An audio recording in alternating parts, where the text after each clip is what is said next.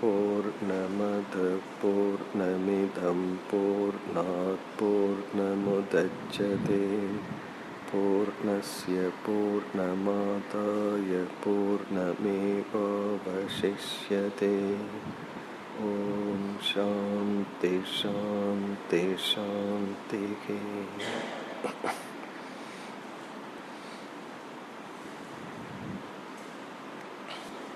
நாம் பார்த்து வருகின்ற இந்த மந்திரங்களில் ஞானத்தை அடைந்த ஞானியினுடைய ஞானம் எப்படி இருக்கும் என்று விளக்கி, இந்த அறிவை அடைந்ததனால் அவன் எப்படிப்பட்ட பலனை மனதில் அனுபவிக்கின்றான், அவனுடைய ஜீவன் முக்தி எப்படி உள்ளது என்று விளக்கப்படுகின்றது. 6, 7 இந்த 2 மந்திரங்களின் சாராம்சம். ஆத்ம ஞானம் ஞானியினுடைய மனதில் எப்படி உள்ளது. இதற்கு முன் உள்ள மந்திரத்தில் ஆத்ம அறிவு உபதேசம் செய்யப்பட்டது. இங்கு அந்த ஞானம் ஞானியினுடைய மனதில் எப்படி உள்ளது. யஸ்து சர்வாணி பூதானி ஆத்மனி ஏவ அனுபஷ்யதி சர்வபூதேஷு ச ஆத்மானம். யார் தன்னை எல்லா உயிரினங்களிடத்திலும் எல்லா உயிரினங்களிடத்திலும் தன்னையும் பார்க்கின்றானோ என்றால், இந்த உலகத்தை பார்க்கும் பொழுது எப்பொழுது ஜீவ பேதத்தை அவன் துறக்கின்றானோ, இவன் வேறு நான் வேறு என்கின்ற இந்த ஜீவ பேதத்தை துறந்து, அதே போல ஜீவ ஈஸ்வர வேற்றுமையையும் துறந்து இந்த ஞானத்தில் நிலை பெற்றிருக்கின்றானோ, ததக இந்த ஞானத்திற்கு பிறகு ந விஜுகுப்சதே, இந்த பகுதி ஞானியினுடைய மனதில் இருக்கின்ற நிறைவை குறிக்கின்றது. நம்ம பார்த்தோம், நிறைவின்மை என்ற ஒன்றுதான் விதவிதமாக வெளிப்படுகின்றது. நம்ம மனசில் இருக்கின்ற ஒரு குறைதான் பல கோணங்களில் வெளிப்படுகின்றது. உபனிஷத் ஞானியினுடைய நிறை நிலையை விதவிதத்தில் விளக்குகின்றது. இங்கு நம்ம பார்த்தோம், இந்த ஞானத்திற்கு பிறகு ந நிந்ததி, யார் மீதும் அவனுக்கு குறை இருக்காது, யாரையும் நிந்திக்க மாட்டான். ந விஜுகுப்சதே என்றால் தன்னை காப்பாற்றி கொள்ள வேண்டும், பாதுகாத்து கொள்ள வேண்டும் என்கின்ற ஒரு இன்செக்யூரிட்டி, பாதுகாப்பு இன்மையிலிருந்து விடுதலை அடைகின்றான். ந கிருணாம் கரோதி, அவன் எந்த நிலையை குறித்தும் பரிதாபப்படுவதில்லை. எல்லாத்துக்கும் தன்னை பற்றிய ஒரு சிம்பதி, ஒரு பிட்டி, ஒரு பரிதாபத்தை உருவாக்கி கொள்ளணும் என்று விரும்புகின்றார்கள். இது போன்ற நிலையிலிருந்து அவன் விடுதலை அடைகின்றான். இனி இதே கருத்துதான் அடுத்து 7வது மந்திரத்திலும் வந்துள்ளது. இப்பொழுது 7வது மந்திரத்தை பார்த்தால், யஸ்மின் சர்வாணி பூதானி ஆத்மைவ அபூத் விஜானதக தத்ர கோ மோக கஷோகக ஏகத்வம் அனுபஷ்யதக. முதல் வரியில் சொன்ன கருத்து ஏற்கனவே சொன்ன கருத்துதான், வேறு கோணத்தில் கூறப்படுகின்றது. யஸ்மின் என்ற சொல்லுக்கு 2 பொருள். எந்த ஞானியின் இடத்தில், அல்லது எந்த ஞானிக்கு எந்த காலத்தில். ஒருத்தன் ஞானத்தை அடைந்தால் மட்டும் போதாது, அவன் அந்த ஞானியில் நிஷ்டையையும் அடைய வேண்டும். ஆகவே ஒரு ஞானியினுடைய மனதில் எந்த காலத்தில் சர்வாணி பூதானி, அனைத்து ஜீவராசிகளும் ஆத்மா ஏவ அபூத், தானாகவே ஆனதோ, எந்த ஞானியினிடத்தில் அல்லது எந்த காலத்தில் ஞானியினுடைய பார்வையில் இந்த உலகத்தில் இருக்கின்ற அனைத்து ஜீவராசிகளையும் தானாகவே பார்க்கின்றானோ. இதெல்லாம் அனுபவ ரீதியாக வராது, அறிவு ரீதியாகத்தான் அவன் இதை உணர முடியும். விஜானதகன ஆத்ம ஞானத்தை அடைந்த காரணத்தினால் தானே அனைத்துமாக எப்பொழுது பார்க்கின்றானோ, இனி இரண்டாவது வரியில் பலன் கூறப்படுகின்றது. சென்ற மந்திரத்தில் மோக்ஷம் என்கின்ற பலன் ஒரு விதத்தில் கூறப்பட்டது. இங்கு தத்ர கோ மோகக கஷோகக. தத்ர என்றாலும் இரண்டு பொருள். அந்த நேரத்தில், அந்த காலத்தில், அல்லது அந்த ஞானியின் இடத்தில். அங்கு ஞானியின் இடத்தில் கக மோகக கக சோகக. பொதுவா கக என்ற சொல் கேள்வியை குறிக்கும். இங்கு ஆச்சரியத்தை, அதாவது நிஷேதத்தை குறிக்கின்றது. ஏது சோகம், ஏது மோகம்? அப்படிப்பட்ட ஞானிக்கு மோகம் என்பது இல்லை, சோகம் என்பது இல்லை. யார் மீண்டும் ஏகத்துவம் அனுபஷ்யதக, ஒன்றையே பார்க்கின்ற அத்வைத தத்துவத்தில் இருக்கின்ற ஞானிக்கு சோகமும் இல்லை, மோகமும் இல்லை. இப்போ இந்த இடத்துல சோகம் மோகம் என்பது அஞ்ஞானிகளிடம் இருக்கின்ற இயற்கையான தன்மை அல்லது அஞ்ஞானத்தின் விளைவு. அறியாமையினுடைய விளைவுதான் மோகம், அறியாமையினுடைய விளைவுதான் சோகம். இதை நம்ம வேதாந்த சாஸ்திரத்தில் பிரசித்தமான உதாரணத்தில் பார்த்துருக்கிறோம். மாலை நேரத்தில் கயிறை பார்க்கிறோம்.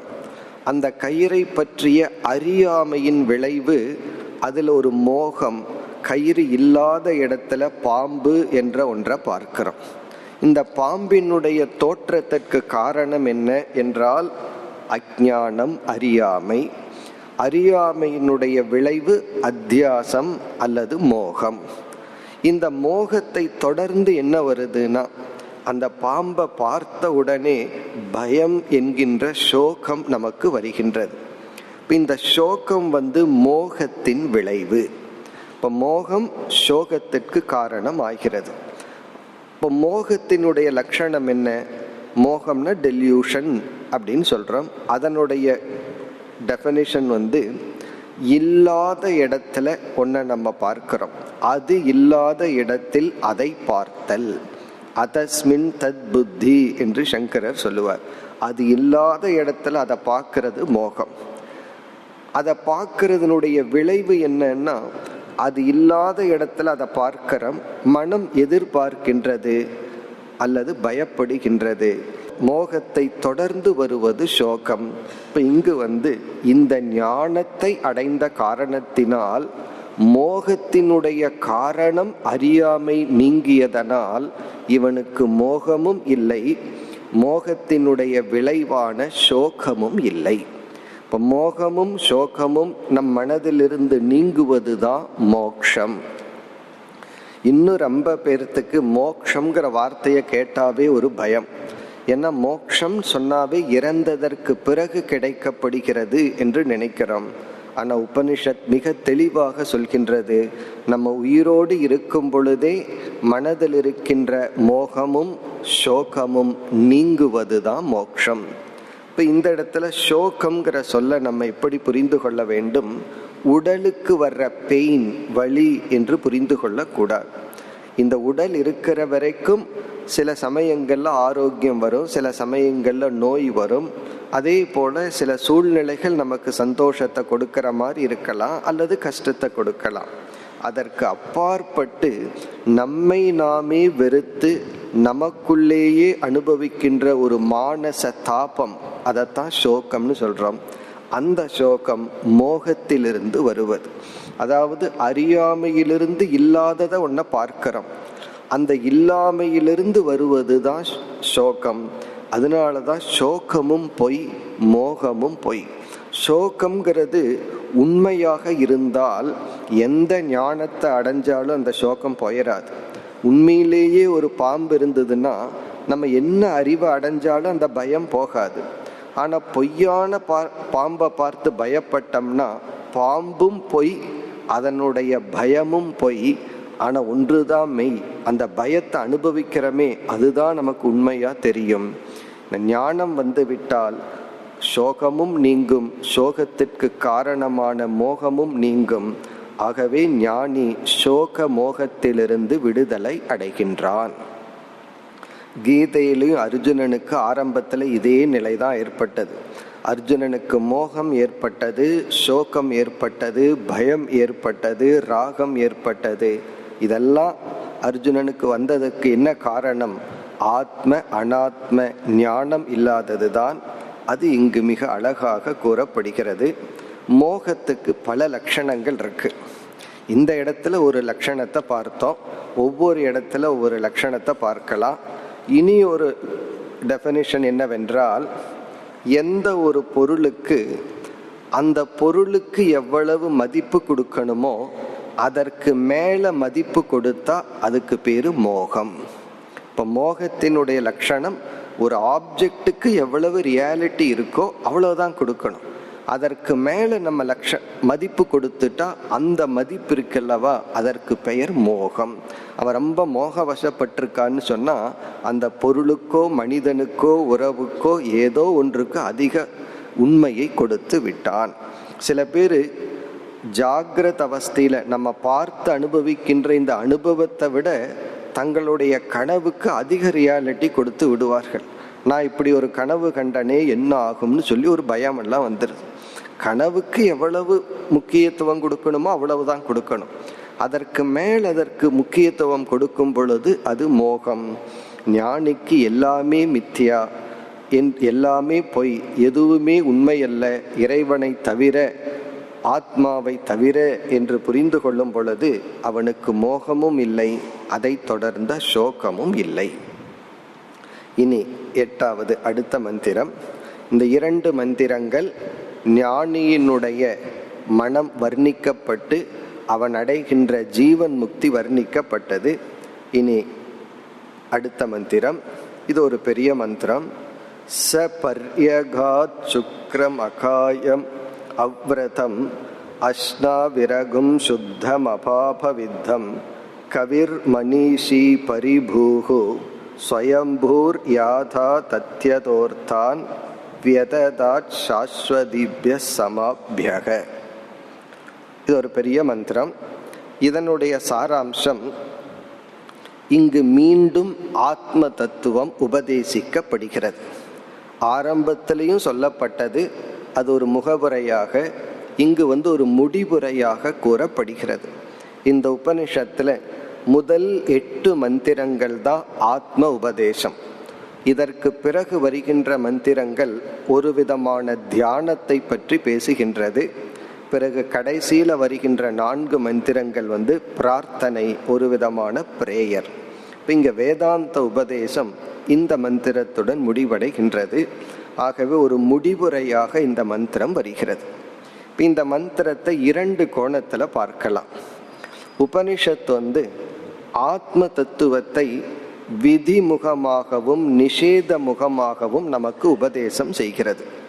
விதிமுகம்னு சொன்னா, இந்த ஆத்மா என்பது உடலுக்குள் இருக்கின்ற அறிவு தத்துவம், சைத்தன்ய சொரூபம், உணர்வு சொரூபம். அந்த உணர்வு சொரூபமான ஆத்மா உடல் அழிந்த பொழுதும் அழிவதில்லை. நம்ம என்ன நினைச்சுக்கிறோம்? மரணம் என்பது என்னுடைய முற்றுப்புள்ளின்னு நினைக்கிறோம். ஆனால் சாஸ்திரம் சொல்லுது, மரணம் என்பது உடலினுடைய முற்றுப்புள்ளியே தவிர ஜீவனுடைய முற்றுப்புள்ளி அல்ல. ஜீவன் இந்த உடலுக்கு பிறகும் அவன் தொடர்கின்றான்.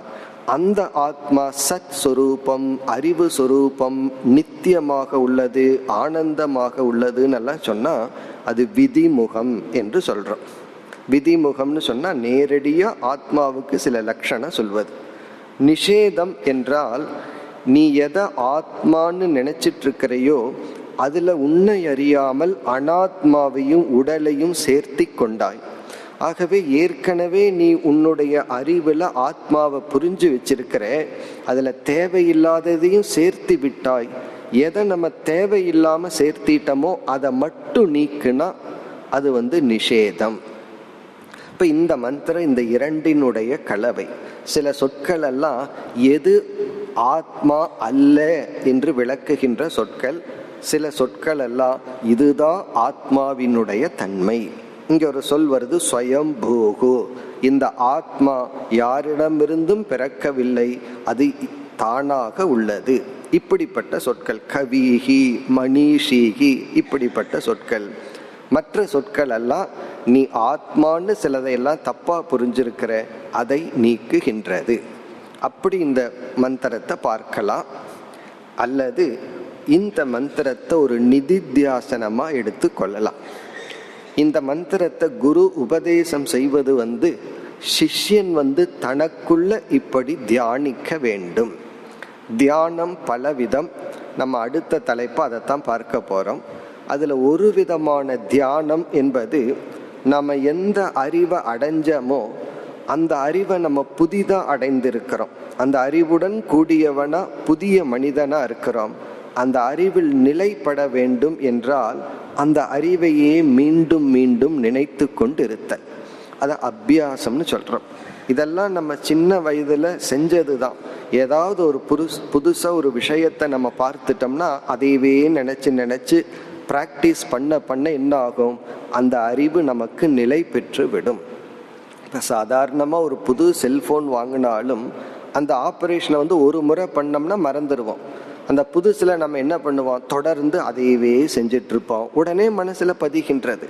அதே போலதான் ஒரு புதிய அறிவை அடைந்தால் அது நம்ம விட்டு போகக்கூடாதுன்னா அந்த அறிவையே நம்ம மீண்டும் மீண்டும் அசை போட வேண்டும்.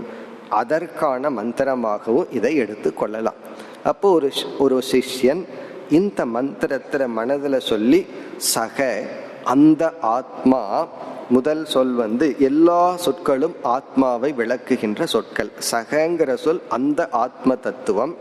இதை நிதித்தியாசனமா எடுத்துட்டோம்னா சகங்கிற சொல்ல அகம்னு மாத்திக்கணும், நான் என்று சிந்திக்க வேண்டும். இதை உபதேசம் எடுத்துட்டோம்னா அந்த ஆத்மா என்று குரு சொல்றார்.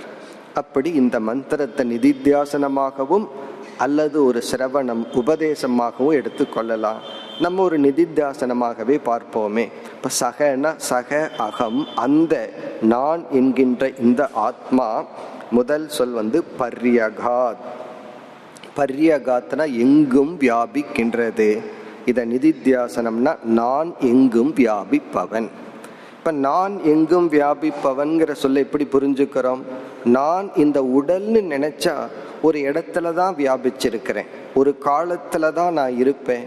இந்த உடலுக்கு அப்பாற்பட்டு என்னை நான் புரிந்து கொண்டால் நான் எங்கும் வியாபிப்பவன். ச பர்யகாத் சுக்ரம். சுக்ரம் என்றால் நான் அறிவு சொரூபமானவன் அல்லது தூய்மையானவன்.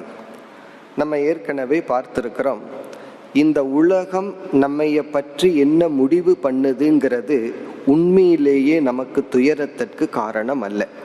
ஏன்னா ஒவ்வொருவரும் அவரவர்களுடைய அறிவுக்கு தகுந்த மாதிரி தான் இந்த உலகத்தை பொருள்படுத்துவார்கள்.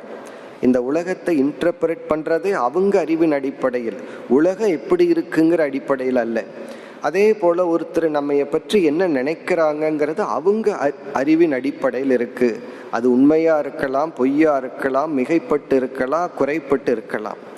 ஆனால் நம்முடைய மன மகிழ்ச்சிங்கிறது நாம நம்மைய எப்படி நினைக்கிறோம் அதுதான் முடிவு செய்கிறதே தவிர மற்றவங்க எப்படி நினைக்கிறாங்கன்னு நினைச்சு நம்ம நம்முடைய மனநிலை இல்லை. ஆனா பல சமயங்கள்ல என்ன அவன் அப்படி நினைச்சிட்டான்னு நம்ம துயரப்படுறோம். ஆனா உண்மையிலேயே அந்த துயரத்துக்கு காரணம் அவங்க அப்படி நினைச்சிட்டாங்கிறதுனால அல்ல, அவங்க நினைச்சதை நம்ம வேலிடேட் பண்ணிடுறோம். அவங்க நம்ம தவறா புரிஞ்சிட்டதை, இதுவும் தான் சென்ற மந்திரத்துல பார்த்தது போல ஒரு அன்புக்கு ஏங்கி நிக்கிறது. என்ன அவங்க வேலிடேட் பண்ணணும்னு நம்ம எதிர்பார்க்கிறோம். இது எல்லாமே நம்முடைய மனதில் உள்ள குறைகள் தான். இப்ப இந்த இடத்துல சுக்கரம் என்றால் இந்த ஞானி நினைக்கிறா நான் தூய்மையானவன். இந்த உடல் நான் நினைச்சிட்டா இந்த உடல்ல சில அசுத்தங்கள் வரும், மனம் நான் நினைச்சிட்டா மனதுல சில அசுத்தங்கள் வரலாம். ஆனா மனமே நான் அல்ல, உடலே நான் அல்லன்னு நினைக்கும் பொழுது என்னை அசுத்தப்படுத்துறதுக்கு எதுவுமே இல்லை. ஆகவே அகம் நான், சுக்கரம் தூய்மையானவன், அகாயம். அகாயம்ங்கிற இடத்துல நான் இந்த உடல் அல்ல. எப்பொழுதெல்லாம் இந்த உடல் மீது ஒரு அபிமானம் வந்து இந்த உடல் தான் நான்கிற நிலைக்கு நம்ம மனம் கீழே இறங்குதோ, அப்போ நிதித்தியாசனமா நம்ம என்ன பண்றோம், இந்த உடல் நான் அல்ல. உடல் நிமித்தமா துயரம் வரும் பொழுது நம்ம உடல் நான் அல்ல, இதை நான் பார்ப்பவன். எத்தனையோ உடலுக்கு நோய் வருது, எத்தனையோ உடலை நான் வேடிக்கை பார்க்கிறேன். அதே போல என்னுடைய உடலையும் நான் வேடிக்கை பார்ப்பவன். அகாயம் அவ்ரணம். அவ்ரணம்னு சொன்னா, விரணம்னா உடல்ல படுகின்ற காயம். உடல்ல அடிபட்டுடுதுன்னா அதுக்கு பேரு விரணம். அவ்ரணம் என்றால் வெட்டுப்படாதவன். இந்த உடலே நான் அல்ல என்ற நிலைக்கு வந்ததற்கு பிறகு உடலினுடைய தன்மைகள் என்னுடையதில்லை. ஆனா சாதாரண வாழ்க்கையில் அப்படி இல்லை. உடலினுடைய தன்மை தான் என்னுடைய தன்மையா இருக்கு. ஆனா இந்த ஞானத்தில் உடலுக்கு எல்லா விதமான மாற்றங்களும் வரும். இளமை பருவம், வயோதிகம், நோய், இவைகள் எல்லாம் வரும். ஆனா எனக்கு அதல்ல, இவைகளை நான் வேடிக்கை பார்ப்பவன். அவ்ரணம். அஷ்ணாவிரகம். அஷ்ணாவிரதம்னா நரம்பு போன்றதெல்லாம் இந்த உடலுக்கு இருக்கு, ஆனா எனக்கு அதெல்லாம் கிடையாது. இதனுடைய சாரமும் உடலினுடைய தன்மை எனக்கு இல்லை. மேலும் சுத்தம், நான் மிகவும் தூய்மையானவன். காரணம், என்னை அசுத்தப்படுத்த எதுவும் இல்லை. இந்த அத்வைதத்துல ஒன்றுதான் சுத்தம்ங்கிறது அல்டிமேட்டா இருக்கு. துவைதம்னு வந்துட்டாவே இனி ஒன்னுடைய பிரசன்ஸே இனி ஒன்றை அசுத்தப்படுத்தி விடும். இந்த வஸ்து பரிச்சேதம் செய்து விடும். பிறகு அபாபவித்தம். இதுவும் ஒரு முக்கியமான தியானம். அதாவது ஒரு நிதித்தியாசகன் செய்ய வேண்டிய தியானம். அபாபவித்தம்னா நான் எந்த விதமான பாபத்தினாலும் பாதிக்கப்படாதவன்.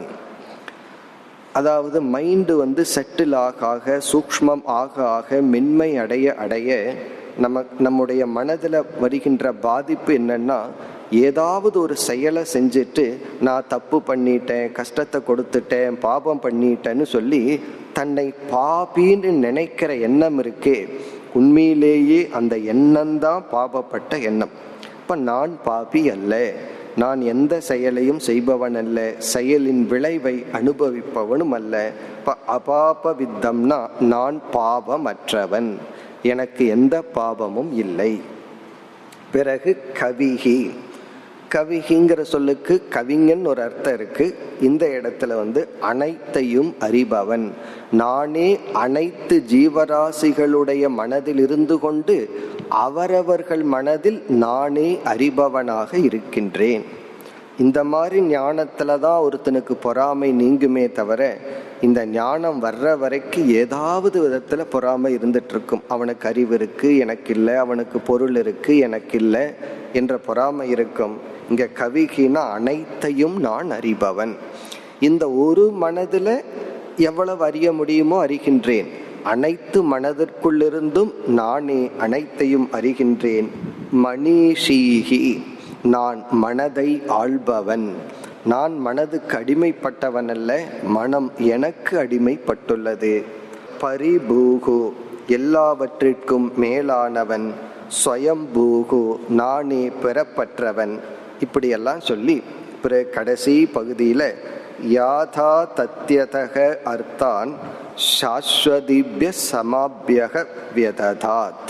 இப்ப இந்த பகுதி என்ன சொல்லுதுன்னா, நானே இறைவனாக இருந்து எல்லா ஜீவர்களுக்கும் அவரவர்களுடைய கர்மத்திற்கேற்ற பலனை வகுத்து கொடுக்கின்றேன். சாஸ்வதிப்ய சமாப்யக என்றால் அதிக காலம் உள்ள பிரஜாபதிக்கு, தேவதைகளுக்கெல்லாம் நான் தான் பலனை கொடுக்கின்றேன். இது எவ்வளவு தலைகீழா இருக்கு. ஒரு ஜீவனா இருக்கும்போது ஒவ்வொரு தேவதைகளிடம் வணங்குறோம். சூரிய தேவனை பார்த்து பார்க்கிற சக்தியை கொடுங்கன்னு சொல்றோம், சந்திர தேவனை பார்த்து நல்ல மனசை கொடுங்கன்னு சொல்றோம். அப்படி ஜீவனா நம்ம இருக்கும் பொழுது ஒவ்வொரு தேவதைகள் அனுகிரகத்தை பெறணும்.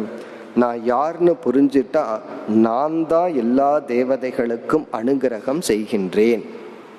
இப்ப இந்த மந்திரம் 2 கோணத்துல பார்க்கலாம். குரு ஆத்ம உபதேசத்தை கூறி முடிவுரை செய்வதாகவும் பார்க்கலாம், அல்லது சிஷ்யன் இதை நான் என்று புரிந்து கொண்டு நானே பூர்ணமானவன், எனக்கு துயரமில்லை, எனக்கு பாப புண்ணியம் இல்லை, எனக்கு உடல் இல்லை என்றும் தியானிக்கலாம்.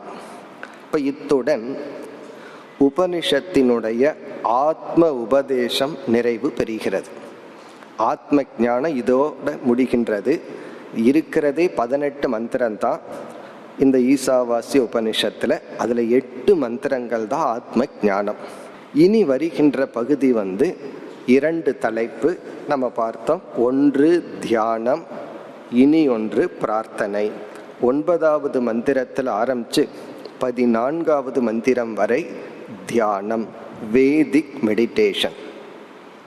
அதாவது வேதத்துல எப்படியெல்லாம் தியானத்தை பற்றி சொல்லி உள்ளார்கள்னு ஒரு விதமான சில கருத்துக்கள். இதை நம்ம பண்றோமோ இல்லையோ, இது ஒரு இன்ஃபர்மேஷனா நம்ம தெரிந்து கொள்ளலாம். இதுலயும் சில விஷயங்கள் நம்ம தெரிஞ்சுக்கிறோம், அவ்வளவுதான். பிறகு கடைசியில பிரார்த்தனை வர உள்ளது. இப்ப இந்த 6 மந்திரங்களை நம்ம மந்திரங்களை படிச்சு பொருள் பார்க்கிறதுக்கு பதிலாக இதனுடைய சாராம்சத்தை பார்ப்போம். இதனுடைய விஷன், வேதத்துல எப்படியெல்லாம் தியானங்கள் சொல்லப்பட்டுள்ளது அப்படிங்கிற ஒரு சாரத்தை நம்ம பார்ப்போம். இதை நம்ம 2ஆ பிரிச்சிடறோம். முதல் 3 மந்திரங்கள், கடைசி 3 மந்திரங்கள். அதாவது 9, 10, 11 இந்த 3 ஒரு செட் ஆஃப் தியானம். அடுத்த 3 மந்திரங்கள் இனியொரு விதமான தியானத்தை பற்றி பேசுகின்ற மந்திரங்கள். இப்போ நம்ம மந்திரத்துக்குள்ள ஒவ்வொரு சொல்லையும் பார்க்காம இதனுடைய சாராம்சத்தை இப்பொழுது பார்க்கலாம். நம்முடைய உடலிலிருந்து செய்கின்ற ஒரு செயல், நம்முடைய வாக்கிலிருந்து செய்கின்ற செயல், நம்முடைய மனதை பிரதானமாக கொண்டு செய்கின்ற செயல்னு சொல்லி நம்மிடமிருந்து வெளிப்படுகின்ற ஆக்ஷன், செயல்களை 3 லெவல்ல சாஸ்திரம் பிரிக்குது. இதை மானசம் கர்ம என்று, மனதையே பிரதானமா கொண்டு செஞ்சா அது மானசம் கர்ம. இப்போ ஒரு ஸ்டூடெண்ட் மேத்ஸ் படிச்சுட்டு இருக்கான்னு வச்சுக்கோமே, அவன் அமர்ந்து கொண்டிருக்கிறதுக்கு உடலினுடைய உதவி தேவைதான். ஆனா அந்த இடத்துல அவன் அதிகமா எதை பயன்படுத்துறான்? புத்தியை பயன்படுத்துறான், மனசை பயன்படுத்துறான். பிறகு சத்தம் போட்டு படிக்கிறான், எதையாவது சொல்றான், அப்ப என்ன? வாயை பயன்படுத்துறான். அல்லது பகவானுக்கு நம்ம அர்ச்சனை பண்றோம், சாண்டிங் பண்றோம், அப்ப எதை பயன்படுத்துறோம்? வாக்கை பயன்படுத்துறோம். பிறகு பூஜை பண்றோம், யாத்திரை போறோம், உடல் ரீதியா சேவை செய்யறோம், கர்மயோகம் பண்றோம். இப்ப நம்ம என்ன பண்றோம்? காயிகம், உடல் ரீதியா பண்றோம்.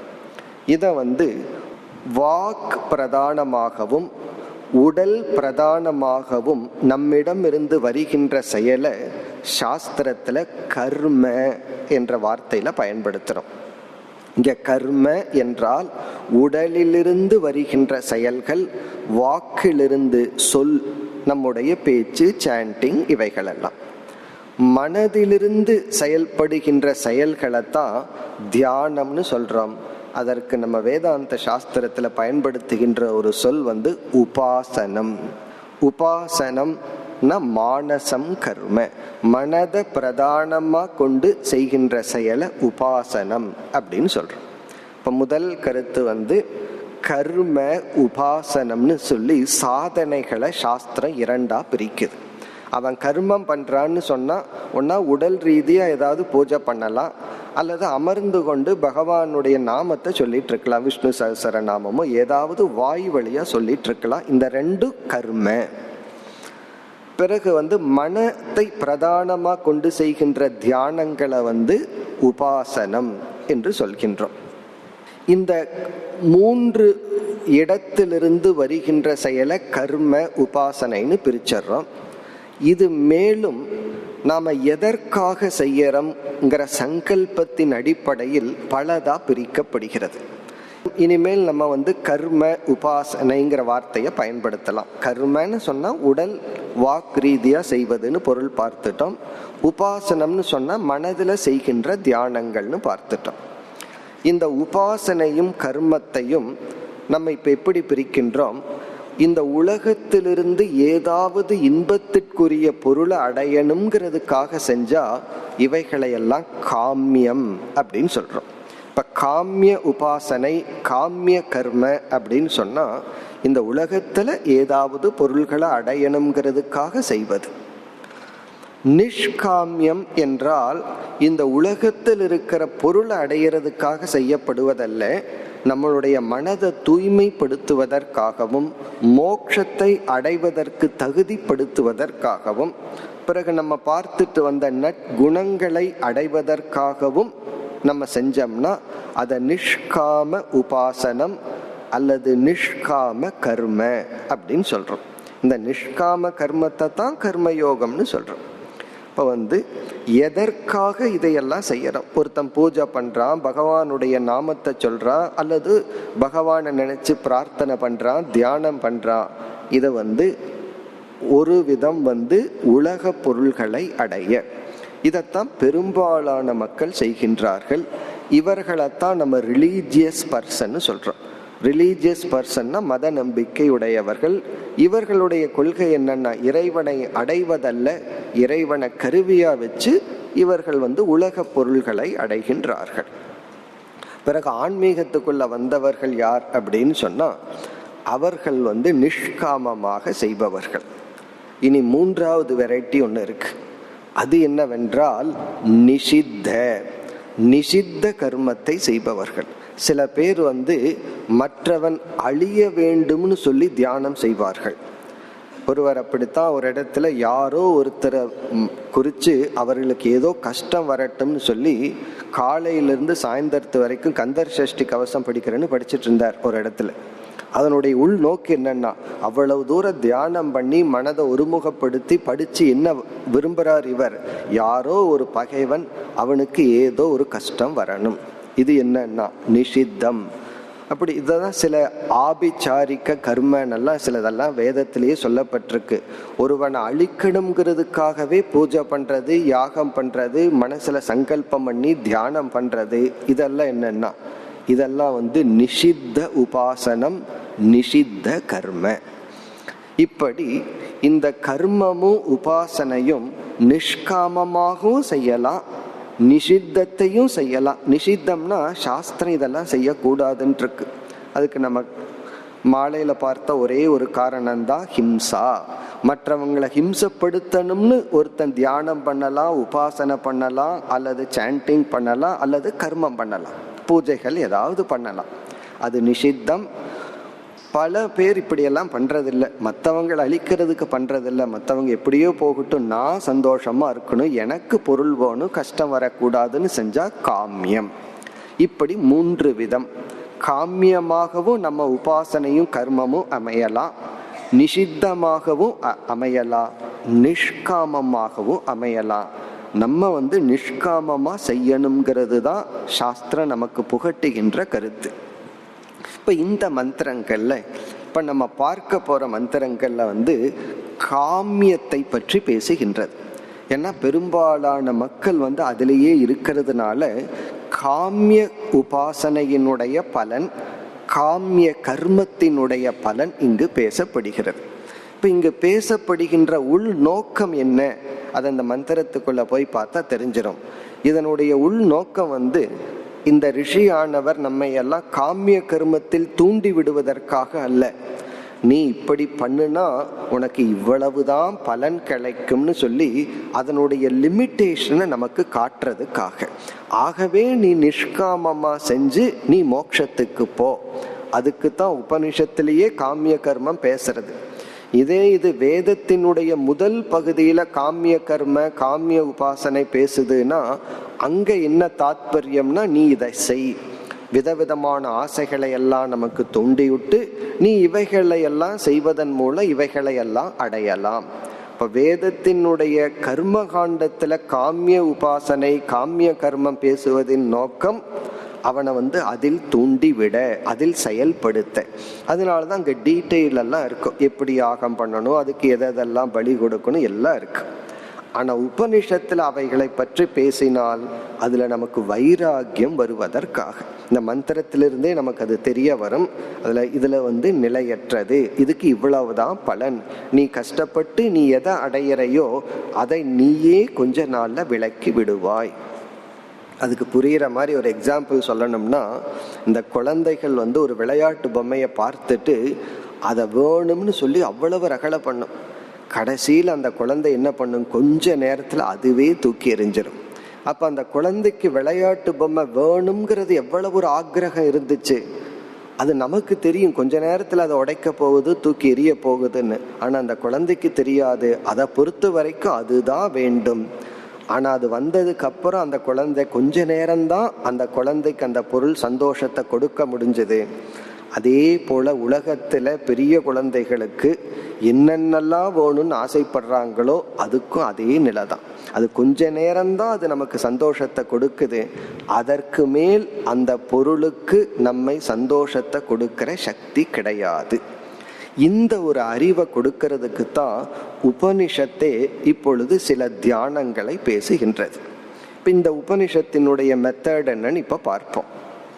இப்போ முதல் 3 மந்திரங்கள்ல என்ன சொல்லப்படுகிறது, ஒருவன் காமிய கர்மத்தை மட்டும் பண்ணிட்டு உபாசனை பண்ணாம இருக்கலாம். அதாவது இவன் கர்மத்தை மட்டும் பண்றவன் ஒருத்தன்.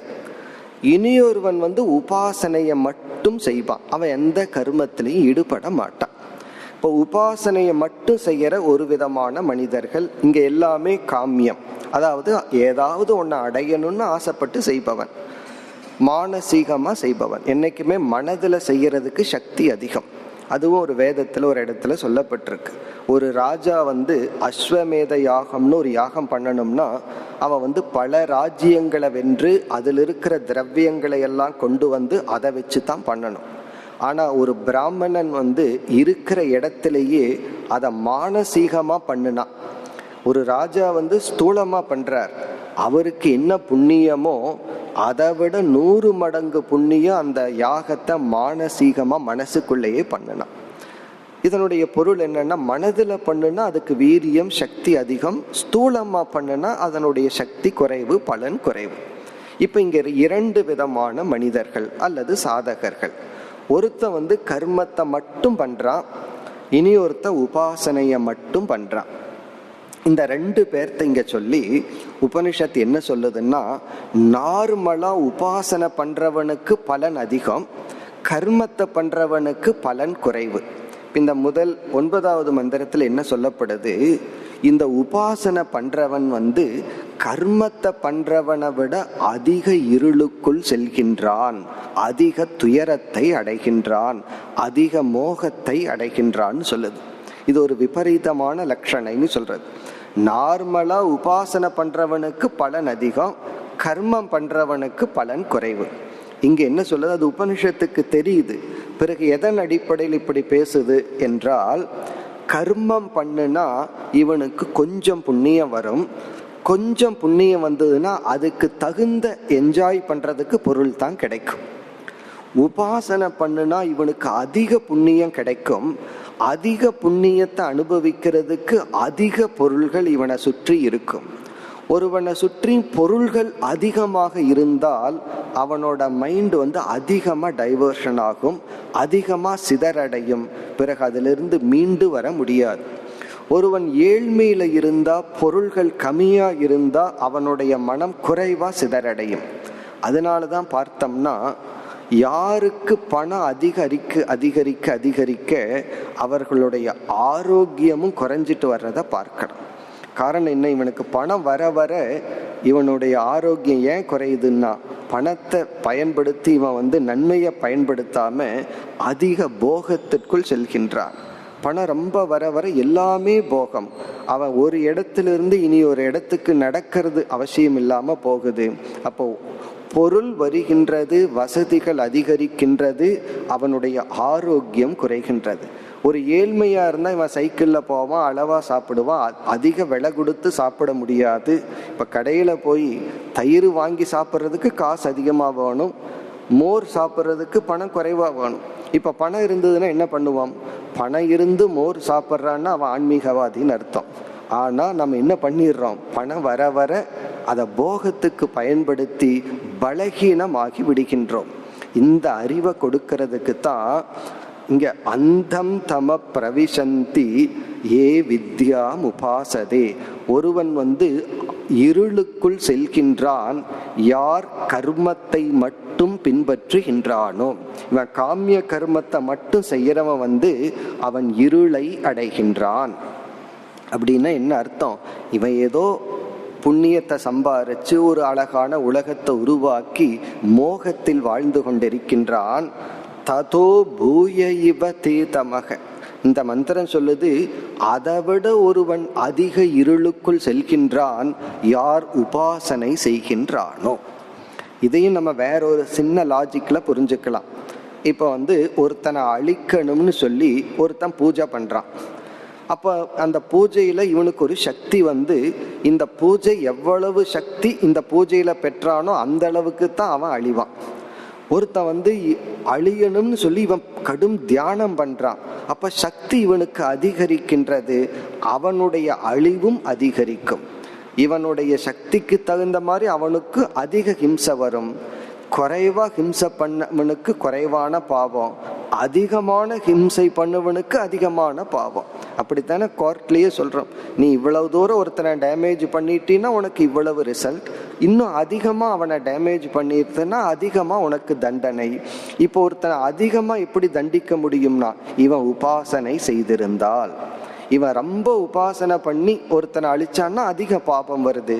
இதை பாசிட்டிவா பார்த்தோம்னா, கொஞ்சம் கர்மம் பண்ணான்னா புண்ணியம், ஒரு விதமான சுகம். அதிக புண்ணியம் பண்ணா அதிக சுகம்.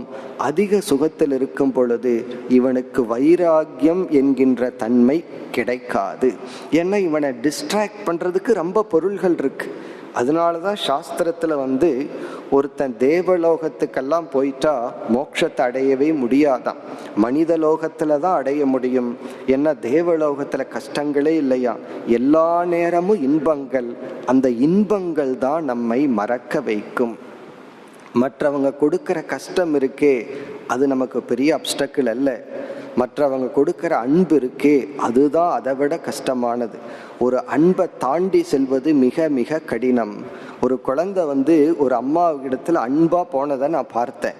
அதுக்கு எவ்வளவு ஒரு சக்தி. அந்த அம்மா நான் தியானம் பண்ணணும், குழந்தைய விட்டு விலகணும்னா அதுக்கு எவ்வளவு சக்தி வேணும். அப்போ ஒரு அன்பு இருக்கே, அந்த அன்புக்கு அவ்வளவு ஒரு சக்தி இருக்கு. இதெல்லாம் தியானத்தில் நாம் பெற முடியும். அப்ப இந்த மந்திரம் என்ன சொல்லுதுன்னு சொன்னா, நம்ம அதிக தியானம் பண்ணுனா அதிகமான துயரத்திற்கு செல்கின்றோம். குறைவா தியானம் பண்ணி அல்லது குறைவான கர்மம் பண்ணா குறைவான சம்சாரத்தில் இருக்கின்றோம்.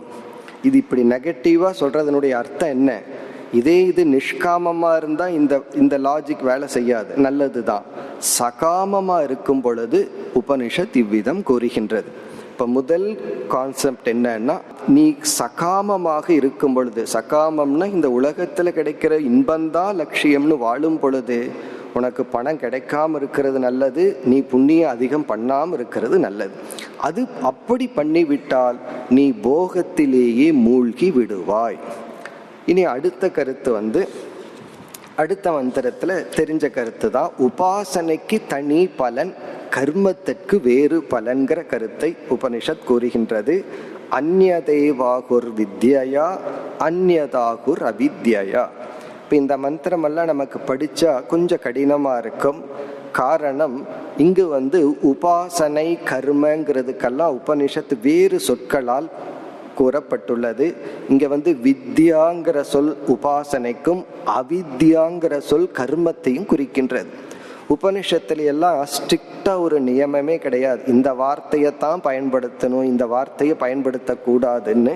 அந்தந்த இடத்திற்கு தகுந்த மாதிரி தான் நாம் பொருள் பண்ண வேண்டும். இப்ப இங்க என்ன சொல்கின்றது, கர்மம் செஞ்சா அதற்கு தகுந்த பலன், உபாசனை மானச கர்மம் செஞ்சா அதற்கு தகுந்த பலன். பிறகு அடுத்த மந்திரத்துல உபனிஷத்து இந்த இடத்துல ஒரு புதிய அறிவை கொடுக்க விரும்புகின்றது. நீ உபாசனையை மட்டும் செஞ்சிட்டு இருக்காத, கர்மத்தை மட்டும் செஞ்சிட்டு இருக்காத, இந்த இரண்டையும் கலந்து செய்ய வேண்டும். இந்த வேதிக் மெடிடேஷன்ல கொடுக்கிற கான்செப்டே இதுதான். இதை குறிப்பிடுறதுக்கு தான் இப்படியெல்லாம் உபனிஷத் பேசியது.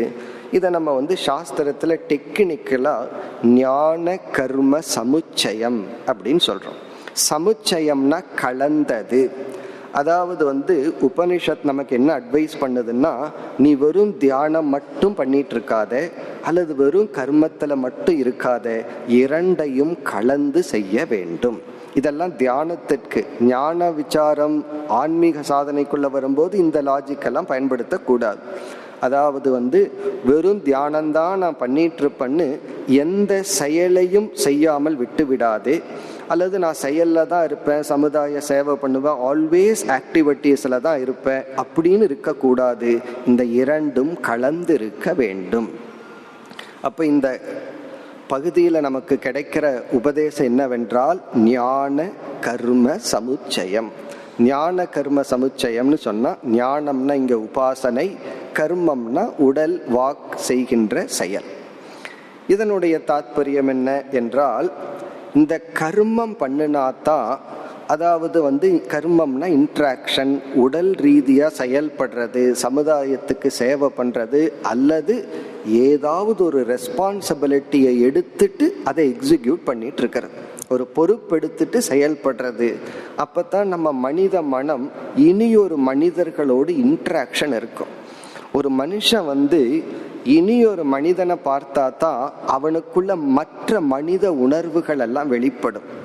ஒரு மனுஷன் காட்டில் போய் இருந்தான்னு வச்சுக்கோமே, மிருகங்களையே மரம் செடியையே பார்த்துட்டு இருக்கான், இவனுக்குள்ள இருக்கிற மனித உணர்வுகளே வெளிப்படாது.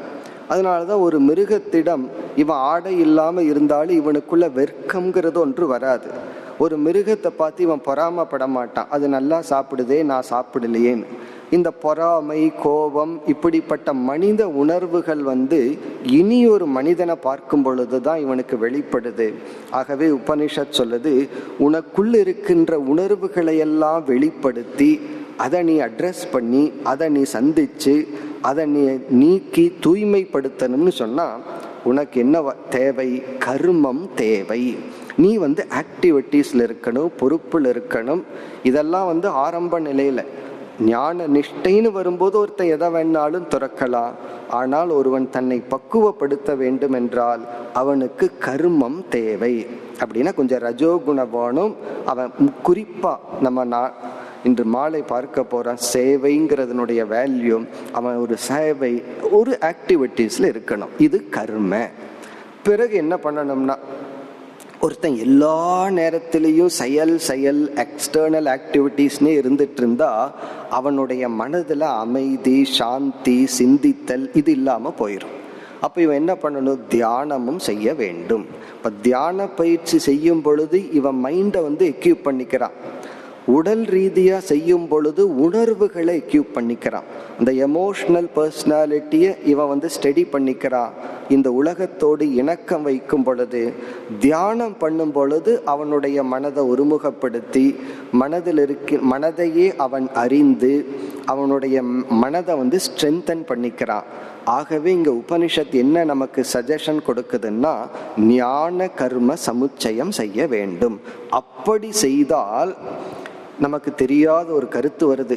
இவன் வெறும் உபாசனைய செஞ்சிட்டு இருக்கிறதுனால என்ன பலன் வருமோ, வெறும் கர்மத்தை செஞ்சிட்டு இருக்கிறதுனால என்ன பலன் வருமோ, இந்த இரண்டை காட்டிலும் அதிக பலனை அவன் அடைகின்றான். இப்போ உபாசனையையும் தியானத்தையும் சேவையையும் சேர்ந்து செய்யும் பொழுது, இந்த தனித்தனியா செஞ்சிட்டு இருக்கிறவன் என்ன பலனை அடைகிறானோ அவர்களை விட இவன் அதிக பலனை அடைகின்றான். சில பேர் நான் எதையும் செய்ய மாட்டேன், எனக்கு எந்த பொறுப்பு வேண்டாம், நான் வெறும் தியானம் ஜபம் மட்டும் பண்ணிட்டு பூஜை மட்டும் பண்ணிட்டு இருக்கிறேன்னு நினைக்கிறவன். இனி ஒருத்தர் எனக்கு பூஜை தியானம் எல்லாம் வேண்டாம், நான் சமுதாய சேவை தான் பண்ணிட்டு இருப்பேன்னு நினைக்கிறவன். அப்படி வாழ்பவன் இருவரை காட்டிலும் இரண்டையும் சேர்ந்து செய்பவன் அதிக பலனை அனுபவிக்கின்றான். அதுதான் இந்த 11வது மந்திரத்துல சொல்ற கருத்து. வித்யாம்ச அவித்யாம்ச உபயம் சக வேத. யாரு சேர்ந்து அனுஷ்டானம் செய்கின்றார்களோ. பிறகு என்ன பலன், அதையும் உபனிஷத் அழகா சொல்லுது. அவித்யா மிருத்யும் தீர்த்துவா. இங்க மிருத்யுங்கிற சொல்லுக்கு முற்றிலும் வேறுபட்ட பலன். இந்த கர்மத்தை செய்யறதன் மூலமா இவன் சுபாவமா இவனுக்குள் இருக்கின்ற தோஷங்களை எல்லாம் நீக்கி, இவனுடைய இந்த லட்சியம் காமியமாக இருந்தால், அதாவது காமிய பலனுக்கு இறுதியா கிடைக்கின்ற பலன் இங்கு சொல்லப்படுகிறது. இதையே இவன் நிஷ்காமமா செஞ்சா என்ன ஆகும்? அதாவது கர்மத்தையும் உபாசனையையும் மன தூய்மைக்காகவன் செஞ்சா அதனுடைய பலன் கர்மத்தினால், கர்ம யோகத்தினால் வைராகியம், விவேகம் போன்ற குணங்களை அடைந்து, தியானத்தினால் மனக்கட்டுப்பாடு, இந்திரிய கட்டுப்பாடு போன்ற குணங்களை அடைந்து இவன் ஞானத்திற்கு தகுதி ஆகிறான். இந்த கர்மமும் உபாசனமும் இவனை ஞானத்திற்கு தகுதிப்படுத்துது. ஒரு கால் அப்படி இல்லாமல் இவன் காமியமாக செய்தால், இவன் எந்த தேவதையை உபாசிக்கின்றானோ இவன் அந்த தேவதையுடன் ஐக்கியமாகின்றான். அந்த பலனுடன் இந்த பகுதி முடிவடைகின்றது. இப்ப இந்த முதல் 3 மந்திரங்களில், அதாவது 9, 10, 11, இதன் சாராம்சம் என்னன்னா, நீ காமியமா செஞ்சேன்னா, அதிக உபாசனை பண்ணா நீ மீண்டும் ஆழ்ந்து அழிந்து விடுகின்றாய். குறைவா புண்ணியத்தை சம்பாரிச்சின்னா நீ ஓரளவுக்கு சேஃபா இருக்க. பிராக்டிக்கலி உண்மைதான். பணம் அளவா இருக்கிற வரைக்கும் ஒழுங்கா இருக்கா, அளவுக்கு மேல போயிட்டா அதுவே அவனை அழிச்சிருது. அதுதான் நம்ம புண்ணியம்ங்கிற வார்த்தையில சொல்றோம். அல்லது நீ உபாசனையையும் கர்மத்தையும் சேர்ந்து செய்தால் உனக்கு பலன் அதிகம். இனி அடுத்தது 12, 13, 14 இந்த 3 மந்திரங்களில் 2 விதமான உபாசனை பேசப்படுகிறது. இப்ப நம்ம 2 கர்ம உபாசனை சமுச்சயத்தை பார்த்தோம். அதை விட்டுட்டு 2 விதமான தியானங்கள். ஒரு விதமான தியானத்திற்கு பெயர் அவ்யாக்கிருத உபாசனம். ஒரு விதமான தியானத்தை அவ்யாக்கிருத உபாசனம். இரண்டாவது விதமான தியானத்தை வியாக்கிருத உபாசனம். அவ்யாக்கிருத்தம்னா வெளித்தோற்றத்திற்கு வராத தத்துவத்தை உபதேசம் செய்தல். நம்ம புரிஞ்சுக்கிறதுக்காக அரூப வழிபாடுன்னு சொல்றோம். அரூபத்தை தியானித்தல். வியாக்கிருத்தம்னா மேனிஃபெஸ்ட்னு அர்த்தம், வெளிப்பட்டதை தியானித்தல். அதாவது வியாக்கிருத உபாசனைன்னு சொன்னா விஸ்வரூப உபாசனை, இந்த உலகத்துல இறைவன் வெளிப்பட்டதா உருவத்தை வழிபடுதல். அவ்யாக்கிருத்தம்னா உருவமற்ற இறை தத்துவத்தை வழிபடுதல். இப்ப இங்கு என்ன சொல்லப்படுது, ஒருத்தன் வெளித்தோற்றத்திற்கு வராத அருவத்தை மட்டும் வழிபடுறான், இனி ஒருத்தன் உருவத்தை மட்டும் வழிபடுறான். வியாக்கிருத்தம்னா மேனிஃபெஸ்டான உலகத்தை மட்டும் வழிபடுறான். உபனிஷத் என்ன சொல்லுது, இவனுக்கும் பலனுண்டு இவனுக்கும் பலனுண்டு. அதாவது வெளித்தோற்றத்திற்கு வராத உருவம் பெயர் இல்லாத இறை தத்துவத்தை வழிபடுறவனுக்கும் பலனுண்டு, வெளித்தோற்றத்திற்கு இதை உலகத்தை வழிபடுபவனுக்கும் பலனுண்டு. இந்த வெளித்தோற்றத்திற்கு வராத உபாசனைக்கு பெயர் பிரகிருதி உபாசனை என்றும், வெளித்தோற்றத்திற்கு அந்த தத்துவத்தை ஹிரண்ய கர்ப்பன்னு சொல்றோம், ஹிரண்ய கர்ப்ப உபாசனைன்னு சொல்றோம்.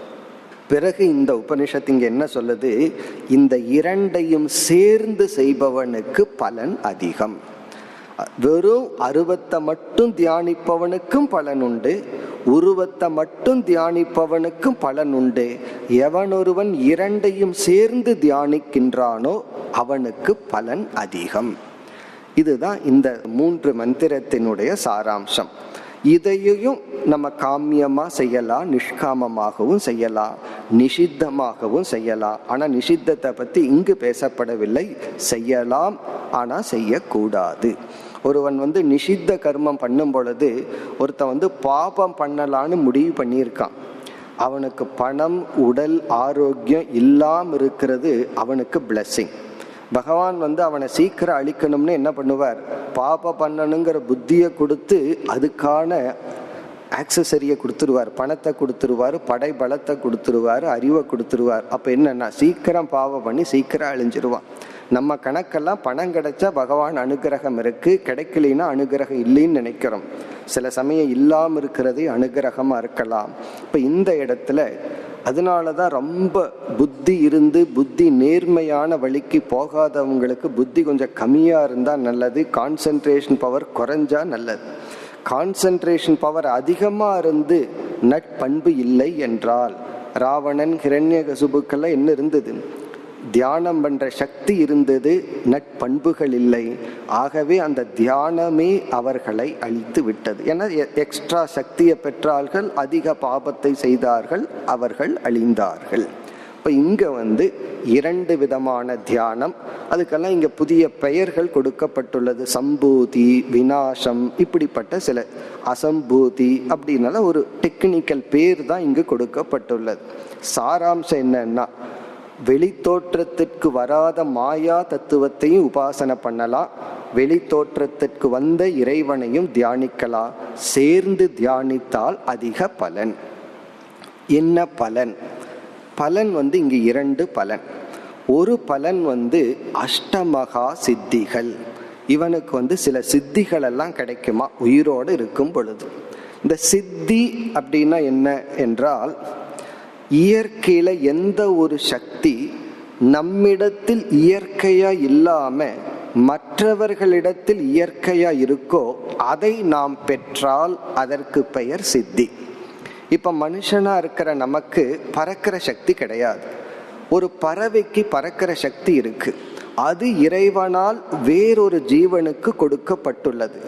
நாம தியானத்தினால் கர்மத்தினால் ஏதோ ஒரு மெத்தடில் திடீர்னு பறக்க ஆரம்பிச்சோம்னு வச்சுக்கோமே, அது சித்தி.